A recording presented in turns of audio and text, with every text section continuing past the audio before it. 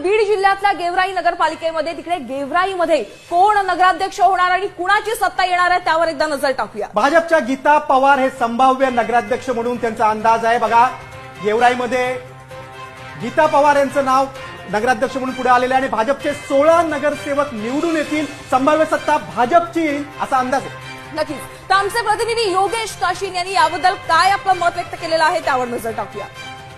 गेल्या अनेक वर्षापासून गेवराईच्या नगर परिषदेवरती भाजपचं कायम वर्चस्व राहिलंय। माजी आमदार लक्ष्मण पवार यांचे बंधू जे आहे ते बाळराजे पवार यांनी कायम वर्चस्व जे आहे ते गेवराईच्या मतदारसंघावरती त्याचबरोबर नगर परिषदेत ठेवलेलं आहे।